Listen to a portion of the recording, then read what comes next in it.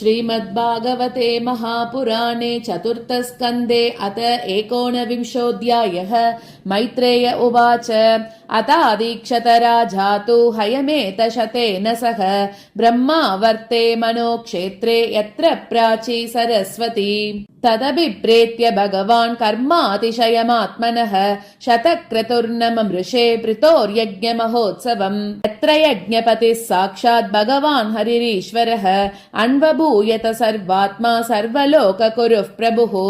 अन्वितो ब्रह्म शर्वाभ्यां लोकपालैः सहानुकैः उपगीयमानो गन्धर्वैः मुनिभिश्चाप्सरो गणैः सिद्धा विद्याधरा दैत्या दानवा गुह्यकादयः सुनन्दनन्द प्रमुखाः पार्षद प्रवरा हरेः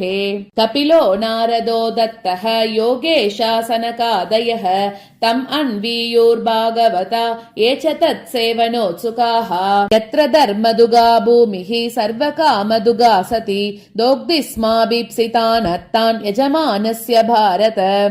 ऊहु सर्वरसान्नद्यः क्षीरदध्यन्न गोरसान् तरवो भूरिवर्ष्मानः प्रासूयन्तमधुच्युतः सिन्धवो रत्ननिकरान् गिरयोऽन्नं चतुर्विधम् उपायनम् उपाजगृः सर्वे लोकासपालकाः इति चादोक्षजेशस्य पृतोस्तु परमोदयम् असूयन् भगवानिन्द्रः प्रतिघातम् अचीकरत् चरमेनाश्वमेधेन यजमाने यजुष्पतिम् वैन्ये यज्ञपशुम् स्पर्धन् अपोवाहतिरोहितः तम् अत्रिर्भगवानैक्षत त्वरमाणम् विहाय सा आमुक्तम् इव पाखण्डम् यो धर्मे धर्म विभ्रमः अत्रिणा चोदितो हन्तुम् पृतुपुत्रो महारथः अन्वदावत संगृद्धः तिष्ठ तिष्ठेति चाब्रवीत् तम् तादृशाकृतिम् वीक्ष्य मेने धर्मम् शरीरिणम् जटिलम् भस्मनाच्छन्नम् तस्मै बाणम् न मुञ्चति वदान्निवृत्तम् तम् भूयो हन्तवेत्रिरचोदयत् जहि यज्ञहनम् तात महेन्द्रम् विबुधादमम् एवम् वैन्यसुतः प्रोक्तः त्वरमाणम् विहाय सा अन्वद्रवदभिक्रुद्धः रावणम् गृध्रराटिव शोस्वम् रूपम् च तद्हित्वा तस्मा अन्तर्हितस्वराट् वीरस्व पशुमादाय पितुर्यज्ञम् उपेयिवान् तत्तस्य चाद्भुतम् कर्म विचक्ष्य परमर्षयः नामधेयम् ददुस्तस्मै विजिताश्व इति प्रभो उपसृज्य तमस्तीव्रम् जहाराश्वम् पुनर्हरिः चशालयूपतश्चन्नः हिरण्यरशनम् विभुः अत्रिः सन्दर्शयामास त्वरमाणम् विहाय सा कपालकट्वाङ्गधरम् वीरो नैनम् अबादत अत्रिणा चोदितस्तस्मै सन्दते विशिकम् वृषा शोष्वम् रूपम् च तद्हित्वा तस्थौ अन्तर्हितस्वराट् वीरश्चाश्वम् उपादाय पितृयज्ञम् अताव्रजत् तद् अवध्यम् हरे रूपम् जगृहुर्ज्ञानदुर्बलाः यानि रूपाणि जगृहे इन्द्रो हयजिहीर्षया तानि पापस्य कण्ठानि लिङ्गम् कण्ठम् इहोच्यते एवमिन्द्रे हरत्यश्वम् वैन्ययज्ञजिगांसया तद्गृहीत विसृष्टेषु पाखण्डेषु मतिर्नृणाम् धर्म इत्युपधर्मेषु नग्नरक्तपटादिषु प्रायेण सज्जते भ्रान्त्या पेशलेषु च वाग्मिषु तद् अभिज्ञाय भगवान् पृथुः पराक्रमः इन्द्राय कुपितो बाणम् आदद्दोद्यत कार्मुकः तम् ऋत्विजः शक्रवदाभिसन्दितम् विचक्ष्य दुष्प्रेक्ष्यमसह्यरम् हसम् निवारयामासुरहो महामते न युज्यते त्राण्यवदः प्रचोदितात्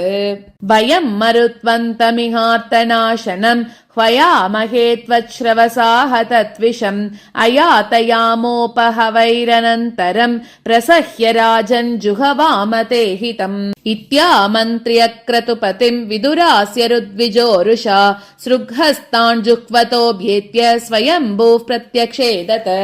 नवध्यो भवतामिन्द्रः यत्यज्ञो भगवत्तनुः यम् जिगांसत यज्ञेन यस्येष्टास्तनवः सुराः तदिदम् पश्यत महत् धर्मव्यतिकरम् द्विजाः इन्द्रेणानुष्ठितम् राज्ञः कर्मैतद्विजिगांसता ऋतुकीर्ते पृतोर्भूयात् तर्हि एको न शतक्रतुः अलं ते क्रतुभिस्विश्चैः यद्भवान् मोक्षधर्मवित् नैवात्मने महेन्द्राय रोषमाहर्तुमर्हसि उभावपि हि भद्रं ते उत्तमश्लोकविग्रहौ मास्मिन् महाराज कृतास्म चिन्तां निशामयास्मद्वच आदृतात्मा यद्ध्यायतो दैवहतं नु कर्तुं मनोतिरुष्टं विशते तमोन्दम् क्रतुर्विरमतां येष देवेषु दुरवग्रहः धर्मव्यतिकरो यत्र पाखण्डै इन्द्रनिर्मितैः एभिरिन्द्रोपसंसृष्टैः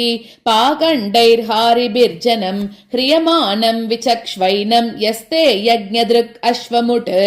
भवान् परित्रातुमिहावतीर्णो धर्मं जनानां समयानुरूपं वेणापचारादवलुप्तमध्य तद्देहतो विष्णुकलासि वैन्यम् सत्वं विमृश्यास्य भवं प्रजापते सङ्कल्पनं विश्वसृजां बिब्रूहि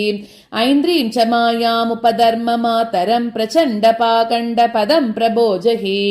मैत्रेय उवाच इत्थं स लोकगुरुणा समादिष्टो विशाम्पतिः तदा च कृत्वा वात्सल्यं मगो नापि च सन्ददे कृतावभृतस्नानाय पृतवे भूरि कर्मणे वरान् ददुस्ते वरदा एतद्बर्हिषि तर्पिताः विप्रा सत्याशिषस्तुष्टाः श्रद्धया लब्धदक्षिणाः आशिषो युयुजुक्षत्तः आदिराजाय सत्कृताः त्वया आहूता महाबाहो सर्व एव समागताः पूजिता दानमानाभ्यां पितृदेवर्षि मानवाः इति श्रीमद्भागवते महापुराणे पारमहंस्यां संहितायां चतुर्थस्कन्धे पृथुचरिते 19विंशोऽध्यायः।